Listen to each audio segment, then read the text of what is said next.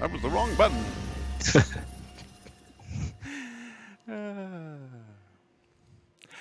Hi, everybody. Welcome to another edition of the Star Citizen Monthly Subscribers Town Hall. For those of you who have never seen a Subscribers Town Hall before, that's our monthly show where we take some CIG developers, put them on the hot seat, and make them answer questions from the Star Citizen development subscribers. Joining us on the show this week are members from the Foundry 42 VFX team, senior VFX artist Stefan Ahlstrom, and VFX artist Michael Pitek. I told you I was going to mess it up, man. How you doing? I know. I'm fine, thanks. Good. And in celebration of our VFX stream here, I'm a floating head. Look. Sorry. I just playing. I had to take a look. How you guys doing? So awesome. Yeah, it's good. It's a nice day here in the UK. Surprisingly good. Yeah. Is it? We just had Gareth Bourne on Friday, and he was talking about how miserable and cloudy and rainy it was. Yeah, it was a rough week then. Yeah. It's a mixed one. All right.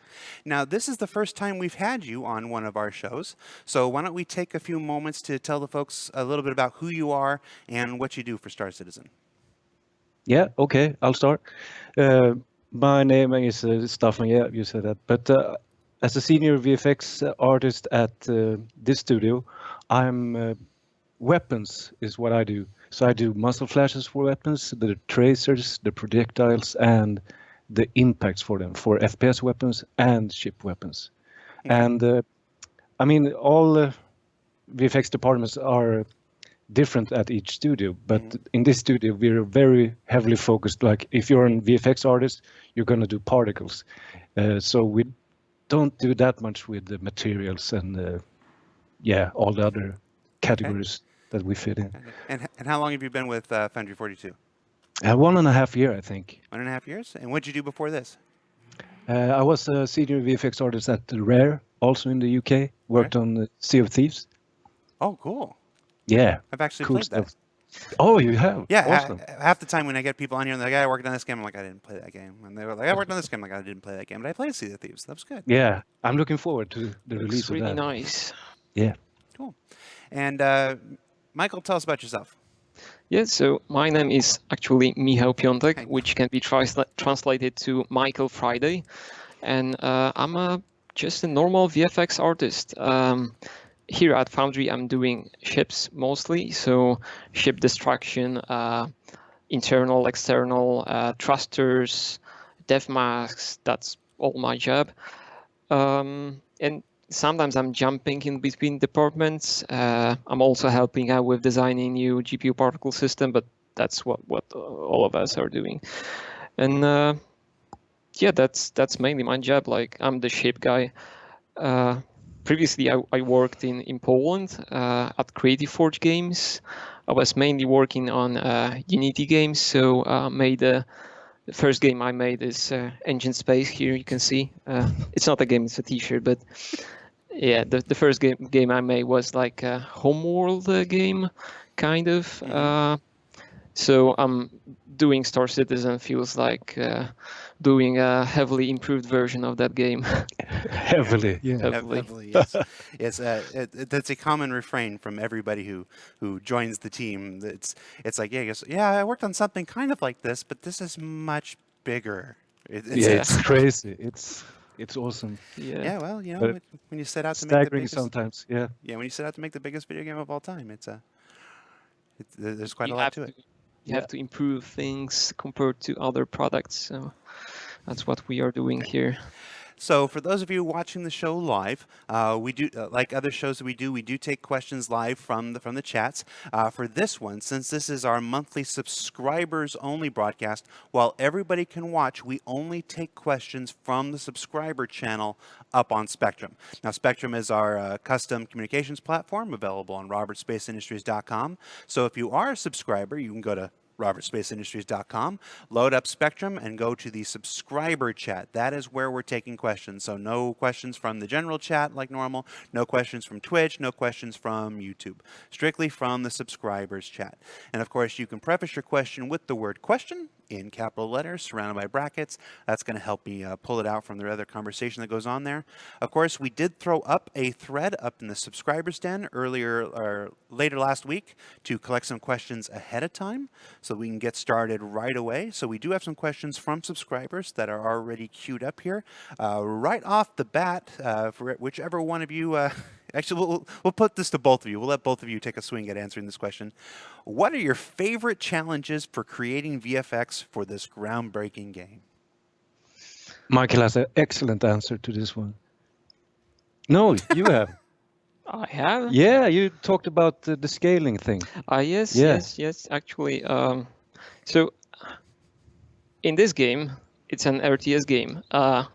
We were not concerned about the scale because you had a fixed camera distance, but you cannot do that in Star Citizen.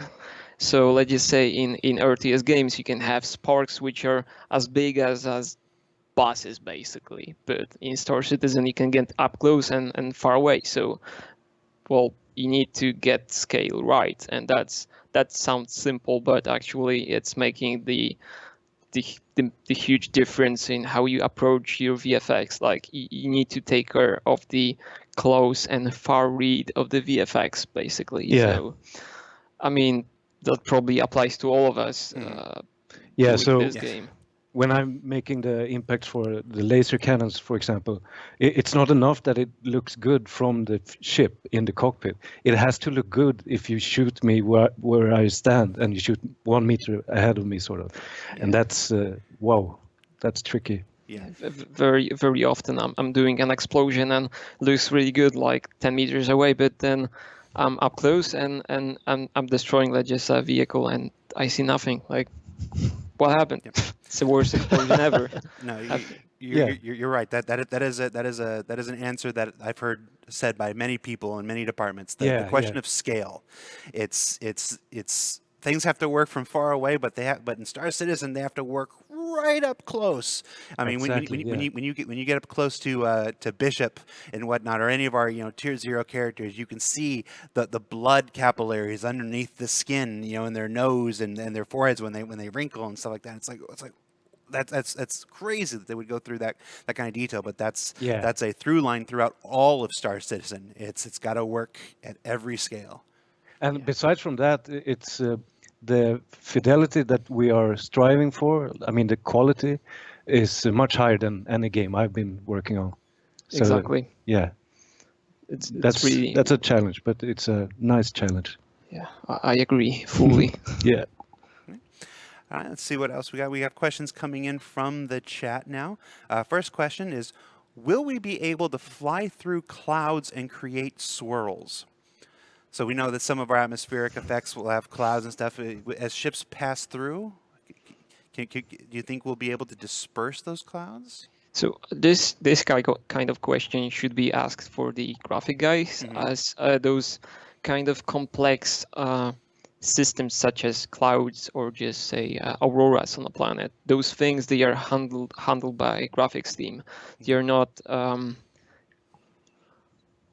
They are using completely different technology, which should be very efficient, very kind of generic, and well, we are not handling those super generic systems. Yeah, so. But I think also if we've been looking at those videos. We think it's one of the coolest thing to see, like the swirling after helicopters. That would be super cool to have. But I think, we would probably. It could never be that an actual cloud gets turned into smaller wisps. It has to be some kind of smoke and mirror situation where we might fade away the cloud and then spawn particles that make it looks like that's what's happening. But that's definitely a very complex and great challenge. Yeah, so basically we want to do that, but the question we'll is see what the future brings. You just took the words right out of my mouth. I've had conversations with Sean Tracy about something very similar, and it's one of those things that's it's definitely something we want to look into. At this point, I apologize in beforehand because that's going to come up a few more times, I think. Yep, it's all right. Another question. From what do you draw your inspiration?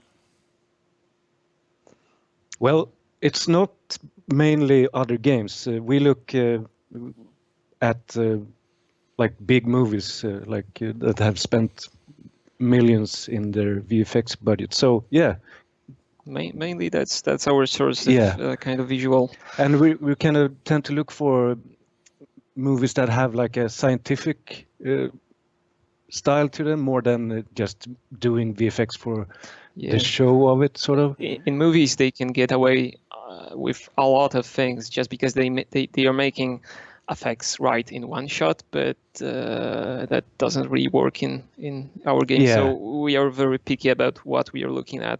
But also, like I don't know how about you, but I find a lot of inspiration in some science fiction books, especially like there is a series called Lost Fleet by Jack Campbell.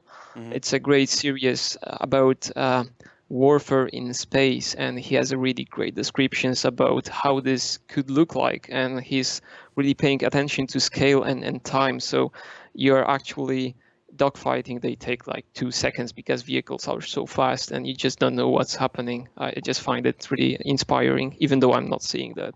It's really cool to kind of read that and just think of those things. Yeah. Wow. So you get the inspiration from books. That too, yeah. Amazing. You must, yeah. I write it down. Books. Do it. But yeah, and it's if we look at Guardians of the Galaxy, for example, I can see something that I really like, but often I have to try to make it more realistic to suit our games. But yeah, and I think that's something that's going to come up. Okay. Yeah, whatever. Sorry. Sorry, no worries. Now, you guys were kind enough to provide some video footage. We don't often have video clips for subscribers town halls, because we like to keep most of that stuff for ATV and stuff. But we do have a couple clips here. I want to talk to you about the Caterpillar interior, because a lot of folks think, you know, it's very easy to think about all the VFX that go on a ship's exterior, but there's quite a lot of VFX work that happens in the ship's interior. So why don't you tell us about some of the work that goes into the interior of ships? Yeah. So first of all, I'm going to play this clip while you talk. Sure, it's good to look at it. So when I'm doing interior damage for vehicles, we are first looking at what manufacturer that is. So let's just say Drake, it's a really kind of low-tech vehicle. So based on that, we know what assets we should use, like smoke, sparks, fire, those type of things. We wouldn't use that for, I don't know, some kind of Jan vehicle, because it's a high-tech kind of manufacturer. So the assets I would use would be different. But for a Drake Caterpillar specifically, I found it really cool because the interior is kind of dark and grungy. So it was nice to put tons of fire in the engine room, let's just say. Like, it's just, the whole room is burning. You can imagine that players would be kind of scared with what's worried, happening. Yeah, like what's up with my ship? It's kind of like a living torch now. So the first thing we decide what manufacturer that is, then we kind of look at each room, and we are trying to dress that up to, first of all, make sense. So sparks shouldn't come out of, I don't know, a ladder. A ladder. Yeah. But why? Very high-tech ladder. Yeah. Exactly. Or water shouldn't dripping from a gas container. Like, that doesn't really happen. But sorry, Jared, are we in picture now? Yeah, you're still seeing the Caterpillar. Hold on, I'll bring us back. Okay, so we see what Yeah, they you see what you're seeing what the people are seeing. Good. So now Sorry. see, we'll come back here. Now just No. no, okay, sorry. Yeah. It's a VFX show. I added VFX. Oh yeah. So Floating head. all right. So in addition to the interior, there is work on the exterior and whatnot. You sent me a video about Caterpillar thrusters. Let's take a look at that now. That was a lot of fun to do, because we kind of had like a Drake. Yeah, that's it. We had like a Drake visual guide before, although it wasn't very clearly defined. So I took Catlas colors because I really like the kind of shock diamonds we had and the color scheme. And always when I'm doing thrusters, I'm looking at the mesh of the engine itself. So you can see that there are few defined columns emitting particles, and that's because the engine itself, the model itself, has those shapes. So I can imagine that fumes would be coming through those holes, creating those shapes. So that makes sense for me, and it's an interesting process because vehicle guys, they are modeling those things out. They kind of do it so it looks cool, and then I'm taking that and I'm making sense out of what they've made, and that's the result. Oh, cool. Thank you. So let's see. Let's see. What else do we have from? So that was just our excuse to show some cool Caterpillar videos. So thank you for Exactly. that. What else do we got? Let's see from the chat here. Is any VFX work being done on water, like surface foam or bioluminescence? Or anything like that? Have you guys done any VFX work on water yet? I know you're a weapons and a ship guy. So, Yeah, I was going to say we have Caleb in Germany. He would be the guy to answer that question. So I'm going to just back slowly away from that one. Okay. Well, let's talk about who's on the VFX team, though. It's not just the two of you. How big is the VFX team? There's 5 of us? 6? 5 or 6. There's 6 of us. Yeah, there's Caleb in Germany. He's handling a lot of planetary effects. So the Sandstorm demo you've seen, I guess, on the Gamescom. Gamescom last year. And that's his work. What's his title? He's a senior VFX artist. No, he got promoted to. Really? Yeah. I don't know. No, so he's the. Why can't I remember this? You think about that. Yeah. I'll introduce the team. In Germany, there's also Principal, yeah, VFX principal. But that means so he is often leading the technology. He finds out about new stuff and makes it work in our game, and we sort of, yeah. Yeah. So Ollie, he joined recently. He's handling cinematics, so Squadron things mostly. And he's a good simulations guy as well. Yes. And that's a really nice addition to the team. So we can now, an easy example is if we need to break a wall of bricks, for example, Ollie can sort of simulate that to look really realistic, which is needed for all the cutscenes. Yeah. Ships flying into. Cool. And he's using Houdini, which is a great piece of software. Yeah.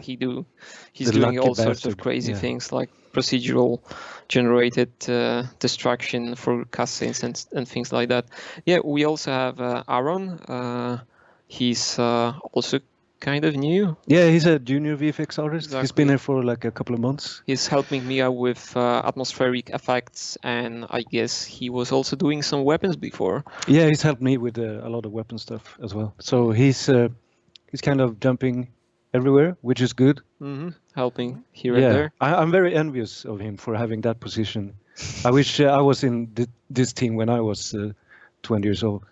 Yeah, it's a good place to start. Yeah. And there's you doing weapons. And you doing ship stuff. Mainly. We all do stuff on the side. We sometimes do things out of our kind of box.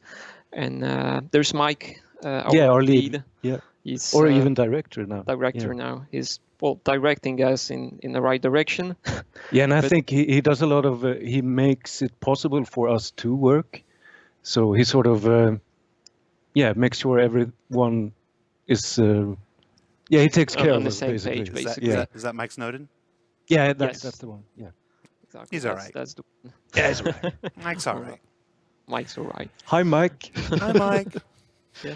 The funny thing I want to mention is that I never ever met another VFX artist before I joined, and I think that applies to a lot of us. Like usually a company has a single VFX artist for a whole game, and we have like 6 VFX artists. Yeah, this is actually the first time I'm in a VFX team. Yeah, that's the first time I'm in a VFX team too. So we have a lot to do.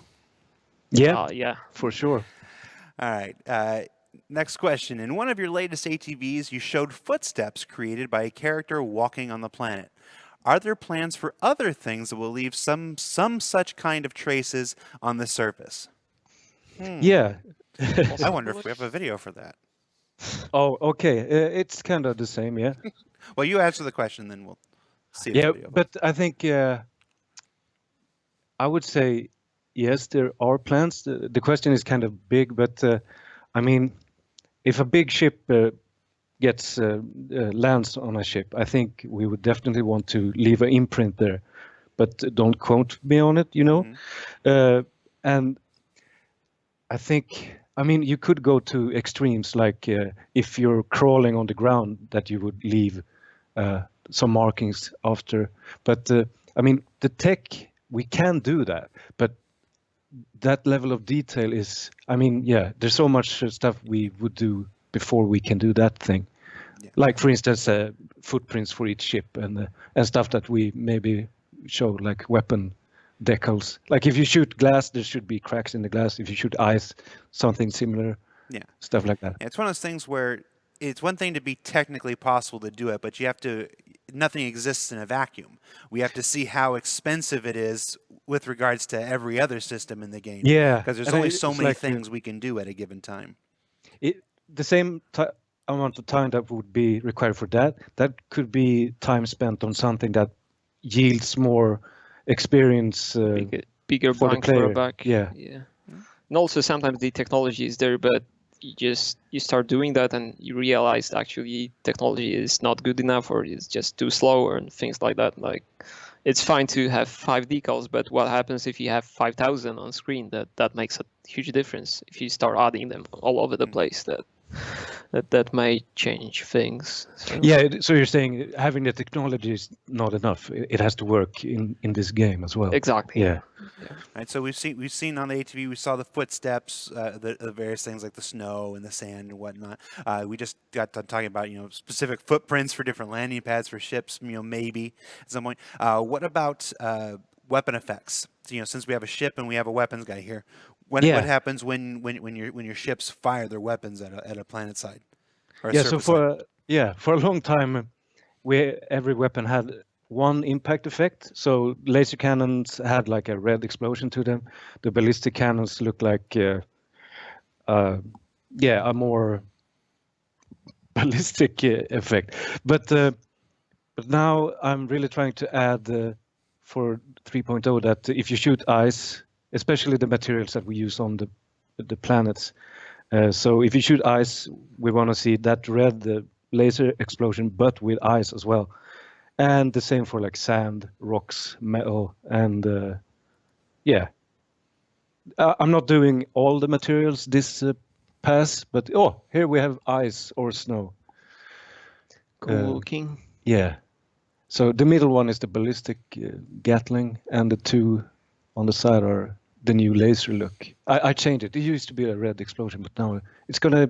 I think we have another video that the new laser have a more contrast to it. Yeah, here we go.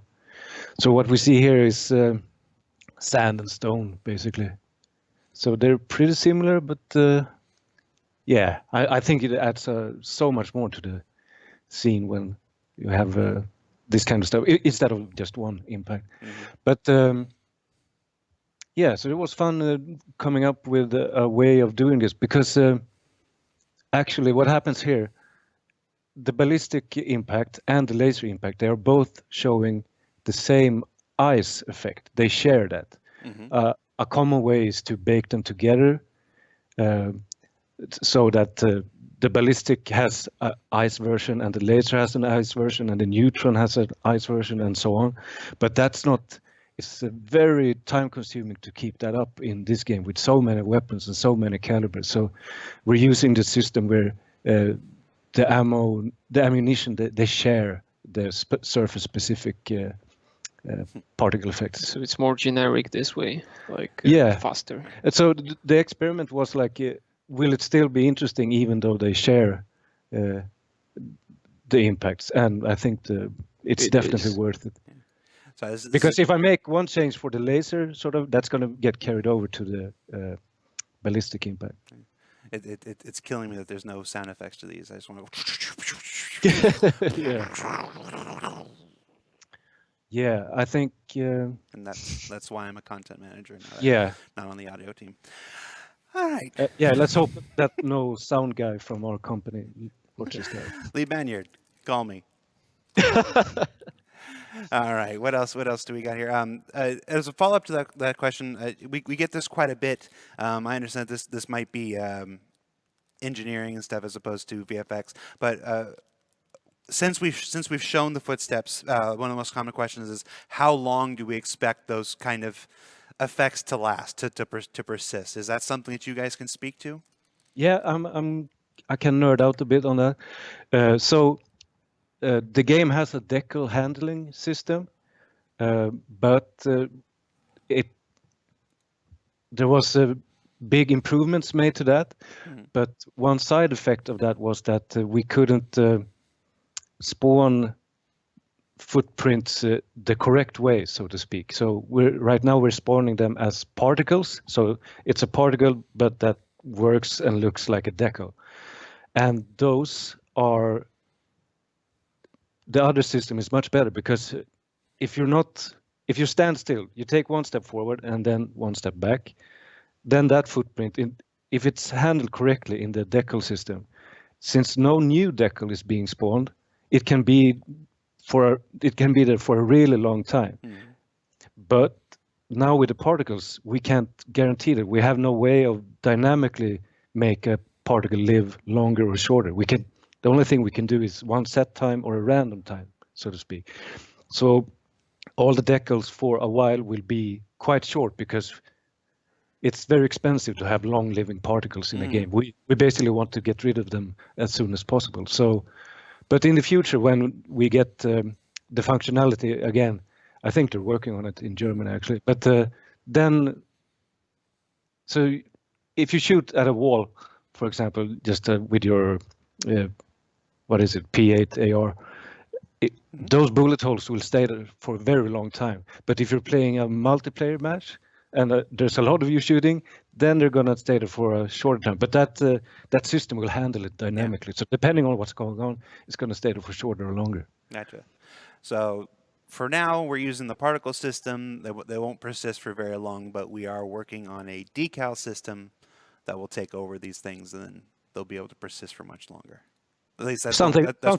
That's what we're exploring. We can't sit here and say that's absolutely going to happen, but it's what's being worked on. So basically, the system is there, but that's all like performance decals aren't dependent. visible. Obviously, we want them to last as long as possible, but there are performance constraints here, so we are going to find the sweet spots. So. Gotcha.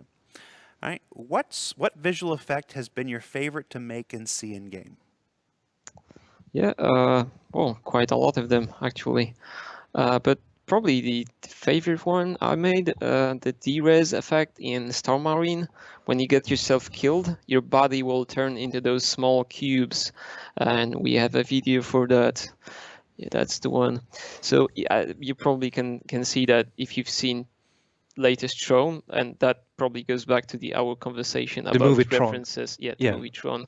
Like, we are watching a lot of things, obviously, pop culture things, and that's heavily inspired by the new Tron movie, when they are fighting with discs, and the other guy gets killed and he turns himself into those small kind of cubes. So that's the obvious inspiration, and found it really cool to make, actually. Yeah. And it's cool. It's one of those things that only Star Marine allows you to do, because it's a video game within a video game. You wouldn't be able to use this effect in the persistent universe, but in Star Marine. Yeah, that was the point of it. Like, okay, so it's a game inside the game. So what can we make to make it kind of like a simulation? So that was one of those things. Yeah, cool. And also a high-tech explosion. That's a second thing I made, and I'm really proud of that, and it was fun to do. So for some vehicles, we are kind of using that's our internal term, low-tech explosion template. So all explosions which have smoke and fire, those are so-called low-tech explosions for us in our department. And they're often orange, yellow. Exactly. Yeah. And we needed a new type of explosion for high-tech vehicles, and we decided to go with plasma blue, and that's the result of this work. So we are going to use this template to iterate quicker on new explosions for high-tech vehicles mostly. That's just So for example, if I were to make like a new big impact for a plasma weapon, I would probably start with what Michael did in this explosion and sort of get inspired by that. Exactly. So you have this. Now we have a default settings. We would know what the bar is, sort of. Yeah, that's the starting point. It cannot go any worse than that. Cool. All right, and again, just to reiterate, because there's some discussion going on in chat about it, Star Marine is a video game within the video game. It's not meant to be reality. It's meant to be a video game. So one of the ways that we separate the events that happen in Star Marine from the events that happen in PU are fantastic VFX like that D-Res on there. So it is absolutely intentional, and it only applies to Star Marine. So for those of you who are concerned, you're going to be, my immersion, I'm running around in the Resistant universe and I see somebody explode into blocks. Let's see, what else do we have from the people, from the subscribers? Will we see sonic boom effects as we pass through the sound barrier while in atmosphere? That's a really good question, and we want that definitely to happen. Like, it's such a obvious thing that you're expecting while flying in the atmosphere, but unfortunately it's quite complicated to make it look good. So we are looking into that, and actually I think a few weeks earlier we briefly discussed the so-called signed distance fields in one of the ATVs about 3 weeks ago. And exactly, and basically by having that technology, which and by the way, signed distance fields are just voxelized versions of objects. Basically, you can voxelize anything, starting with that, ending with a vehicle, and that is very GPU-friendly representation of an object. So creating 3D mesh, it's not really GPU-friendly in some ways, and signed distance fields are just a different way of representing an object. And by having that, we can do a lot of very systemic effects such as sonic booms, and we want to use that technology to improve all the atmospheric flight effects, so atmospheric entry, debris going through the atmosphere and leaving like a trail behind. We are going to use them for GPU particle system in the future to do all sorts of odd effects. But at this point, we don't have them. Definitely, we want to have them. But as always, we'll see what the future brings. Okay. Yeah, but those are in the works. They are definitely coming. Yeah, and I mean, we have them already, but we still need some ways to hook into them. But the cool thing about sonic booms in this game is, I remember from working with, I think it was John Pritchett, who we did a lot of atmospheric entry thing. He sort of designed how that works. So I imagine the sonic boom will actually be physically correct, right? It's probably going to happen when that ship reaches Mach 1. And that makes this game cool. Yeah, exactly. Yes, it does. One of the things that yes, makes no, it's just that. Just that. Just the that. sonic. Everything else so is all right. I'm not happy until then. Yeah. All right. This is probably a question for Stefan here. Will we see more dynamic variety in certain weapon manufacturers? Currently, we have tracer round ballistics, red, blue, and green lasers, and a few others. Is there a possibility for more dynamic weapon effects other than just straight beams? Okay, firstly, these are all lies. All lasers are red. No, so what we did was we had the different kinds of, so every maker had its own laser color. So one of them was red, one of them was green, and I think maybe one was blue. But we sort of painted ourselves into a corner then, because what color would a neutron projectile be? Because we think it's important for the player. Like if I see a ship firing, I want to see on the projectile what kind of weapon damage she's doing. So we decided let's make all the lasers the same color. All neutron weapons are gonna have the same color, but they will look different depending on the maker. Mm-hmm. But that's, for now, they look the same. But we have plans for sort of, we want to really, I mean, it's not going to be super visible, like that's a Behringer or that's a Clausen Werner, but we want it to be distinguishable for, yeah, it will be at some point. Okay. And on the FPS weapons, we're working like with we call it a purity scale. So sort of that will guide us. So a maker will have a certain value on that scale. So then you can see like, but we have one maker the pirate one. What's that one? Of FPS weapons? Yeah, or maybe Apocalypse Arms? yeah. So maybe that one looks a bit more rough than a super polished Gemini weapon. Mm-hmm. So we will sort of maybe add some smoke elements to that, to the non-pure version. So that would be one way to distinguish them from each other. One of the FPS weapons that we've shown recently on ATV that has a pretty unique look is the Railgun. Yeah, can we look at that? I thought you'd never ask. It's also my favorite one. And I want to, okay, so now the sound is, look when it goes from charging to charged. There's a wave there through the barrel. I think that's such a nice You detail can make to it. a sound effect yourself. Yeah, but it's going to be not in sync, right? Yeah. But You're gonna see it. You're gonna see it delayed. Unfortunately, you're not gonna have it synced. But I think the sound guys did an excellent job on this weapon as well. sound is Or adding everyone so did, much. but yeah, this weapon with sound is just so nice. And yeah,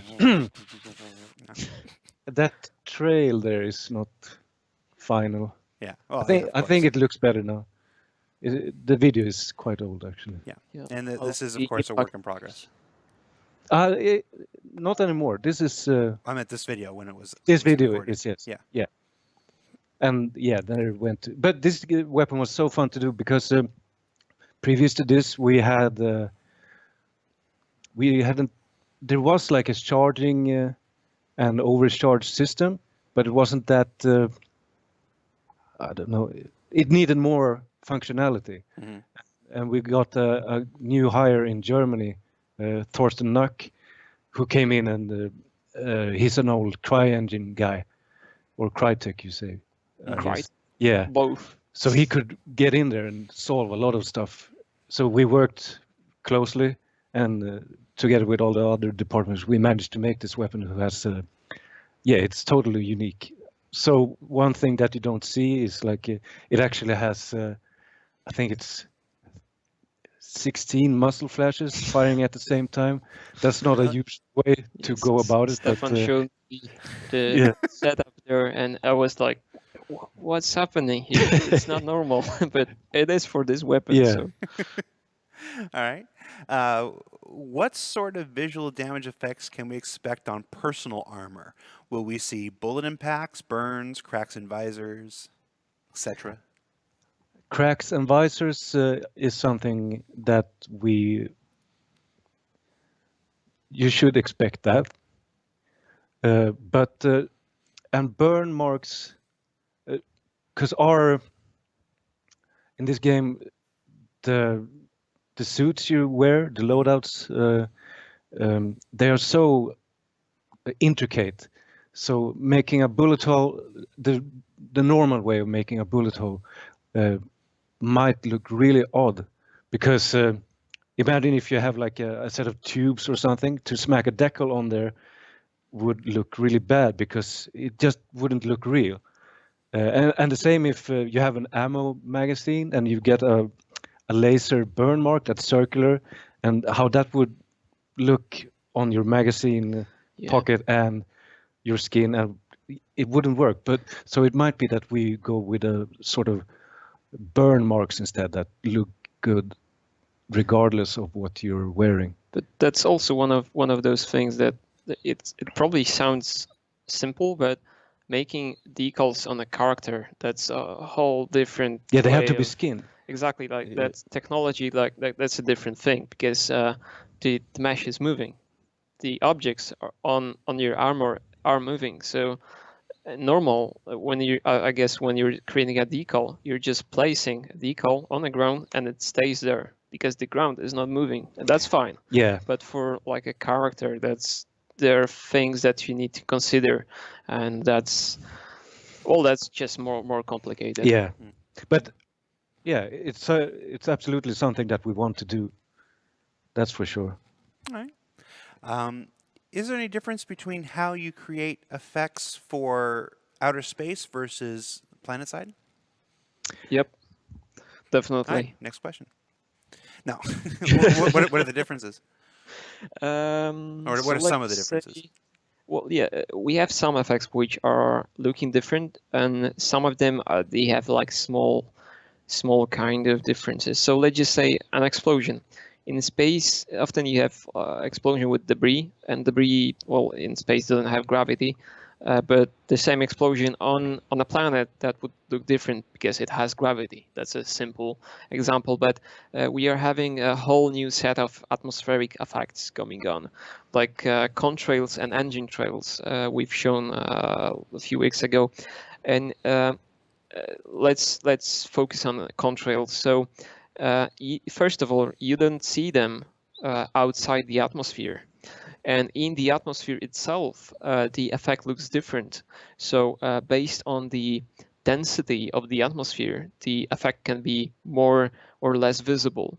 On a moon, where the atmosphere is not thick, the contrail will be just very supple. You won't even see that, but that's what you're kind of expecting. On the other hand, we have engine trails, which are only visible in space, but there is a transition zone when the atmosphere gets thicker and thicker, and that's the region where we are fading out those engine trails. So there are different rules we are applying for different effects, and we do that where we think it's needed. So let's just say we are also kind of discussing having different engine effects in the atmosphere because, well, we kind of think that the same force applied to those particles in the engine, they should just look different in the atmosphere because you have density, you have humidity, you have all those different variables. Like this should just look different. So for some effects you will see in the future there won't be too much differences, but we kind of want to do as much as we can to make them look different, like react to actual atmosphere. So that's your answer. Yeah. I have a simple addition to that. Like one way is like in space there's no gravity, of course, but on a planet there is. But an addition to that is like we have to make everything work with everything in between as well. So because our gravity is going to be gradual, or no, it's a gradient. It's not either on or off. Yeah. Yep. Yeah. So that's you think you're done with something, and then like, okay, so how does it look with the 1.5 gravity? Yeah. Like, oh, okay. Yeah. Not only is it gradient, but it's also different between every other moon and planet. So it's it's quite the challenge. Are there any effects that are commonly overlooked? I think this person wants to know: is there anything that you're really proud of that people just haven't noticed, and you're like, man, I worked really hard on that. Notice it, I would please. say my surface impacts or surface impacts in games overall. But to me, it's really important that not one impact look identical to another one. I want randomness and dynamicality. Yeah, that's a word. But yeah. Dynamicality. But, yeah. So a lot of work goes into something that I imagine some people maybe just don't see. But yeah. Yeah. Do you have an addition? Everything. But really, for some effect, like the high-tech explosion we've shown today, it took 7 weeks to finish. So it was like iteration after iteration after iteration. And the funny part is that I was trying to add more and more and more and more. And the end result was really muddy and just didn't feel right. And Mike just took my explosion. He removed half of the things I added. And he said, yeah, that's your explosion. I was like, yeah, that looks cool. How did you do that? And he said, I removed half of the things. So it took 7 weeks for him to remove half of my things to make it look good. And that's the good result we have in the end. So yeah, there are a lot of those things out there.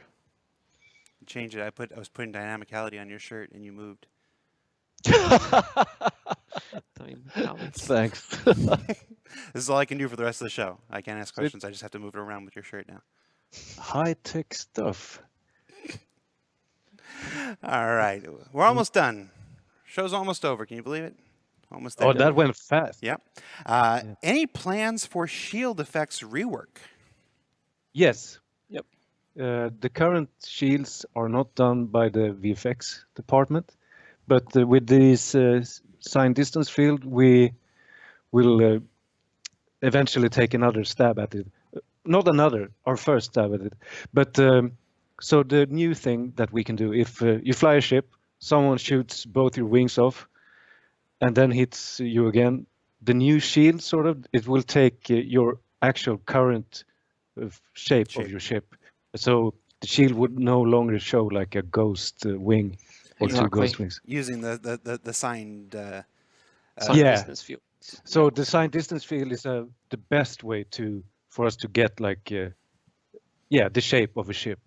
Normally it's often done with you have a low poly mesh, but the sign distance field suits particle work even more. But that shows how generic those things are. I mean, maybe generic is not the right word, but they are very flexible. We can use them for sonic booms. We can use them for new shields. We can use them for atmospheric entry. Yeah, the glowing. But by having one technology, we can do that much, and that's like. Yes, like a big problem for atmospheric entries. Like you have this ship coming in, but maybe it has this shape on it. Yeah. So, and then you have another ship that looks like this. So where we want to have a system that we can apply to every ship, because it's not feasible for us to make a custom atmospheric entry effect for every ship. So, but a sign distance field would allow us to get this shape, and especially design it so we can spawn glow particles from here and from the wings or whatever. Exactly. That would be very difficult to do without. Yeah. Gotcha. So the answer is yes. Okay. Since we showed the Railgun earlier, many longtime backers know that the Idris M has a Railgun. They want to know if you've done any work on the Idris M Railgun yet.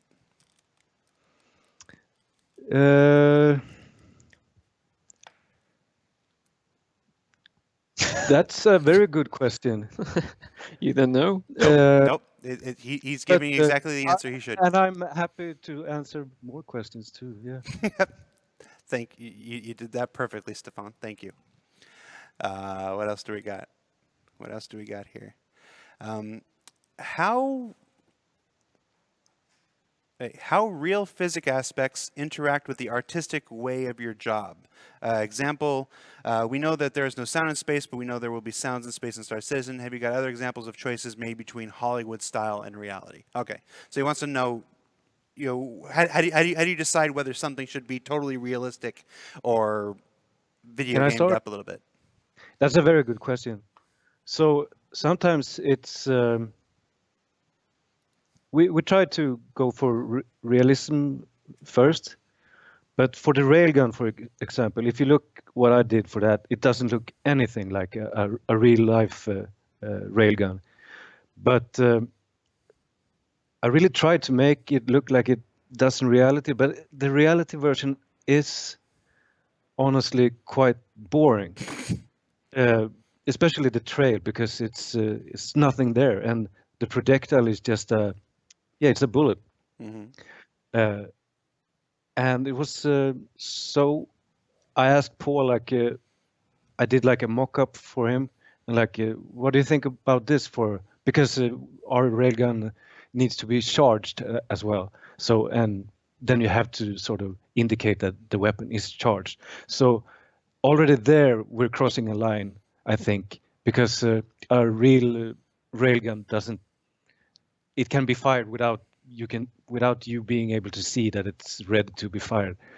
So then you might as well go for that extra thing. So it was a thing like it almost felt like the weapon itself, the Scorched railgun, called for something else than the real stuff to look good.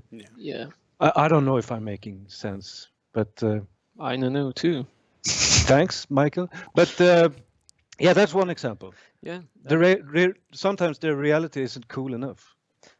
But that doesn't really apply to just us. Like in VFX in general, you often see the reality and then it sucks, so we have to make it more interesting. Yeah, but to be honest, I have a friend who made a VFX for. He's more working on Game of Thrones now, but he made a VFX for a movie called Pompeii. Yeah, it's Jon Snow. Whatever. Yeah. The thing is that they have this volcano exploding, and they made a first version which looked really real. But guess what? It felt like it's not finished, like it's wrong. Yeah. Just because the reality sometimes is not what you are expecting to see. Yeah. So we are kind of always discussing what we should do. Yeah, because we're so influenced by movies, so they affect what we're expecting to see. Like I was looking at like real bullets hitting actual steel, and it's the most boring thing ever. So yeah, sparks has to be there because that's more fun, basically. Sometimes. Yeah. But yeah. Okay. Well, that's it for the show, guys. We're out of time. I do have one last question. It's from somebody named Michael. It's like, hey, it says, hey, Michael, did you win a contest recently? like just an hour and a half ago? Did you win a contest, Michael? High five to Michael who asked the question, because I did. I won the contest today. Made a effect almost 2 months ago. So the contest was about Where was the contest? Well, there's a new website called Real Time VFX. It's just for visual artists, but you can go there and look at cool references. Oh, here it is. Yeah, here it is, the effect itself. First prize. Yeah, first prize. I had to make one object transform into another. The object A had to kind of dissolve into pieces, move into another position, and assemble into completely different object. So I made all sorts of shader kind of base tricks. There are particles driving the distortion of the mesh. Well, yeah, I spent a whole month on that, and that's it. I won it today. Much deserved. And it shows that, Michael is really good with not just particles, but with writing shaders and that kind of stuff. That's just magic to me. Thank you. Well, congratulations. We were doing the pre-show prep, and he found out in the middle of our pre-show prep that he had won. So, yeah. Yeah. He's not sharing any of his prizes with us, though. So. No. Nah. I want that graphics card, man. Well, buy yourself one. Yeah. All right, Michael, Stefan, thank you so much for taking time out of your day to be here on the show with us. Thanks for having us. Thank you again. Can I tell a quick joke? Oh, no. Have you seen the cheese factory explosion yesterday? Oh, there no. was a lot of debris. Ha. Yeah, that's it. Brie is a kind of cheese. If you don't know. Yeah, no, the best jokes have to be explained. I used to sit next to this guy. It was horrible. So that'll be the last time Michael will be on our show. So say goodbye to Michael, everybody. Guys, for the rest of the week, we've got Bug Smashers returning tomorrow. Around the Verse on Thursday. No happy hour this week. It is a happy hour bi-week. But we do have the monthly report coming on Friday, so you have that to look forward to. Of course, tomorrow is your last day. Well, rather, today is your last day to pick up a Cyclone. If you haven't already, that sale ends tomorrow. And yeah, so with that, I'm Jared, content manager here at Cloud Imperium Games. It's Stefan and Michael, senior VFX artists and VFX artists out of Foundry 42 UK. We won't see you next month because next month we'll be at Gamescom. So, yeah. Bye, everybody. Thanks, guys. See ya.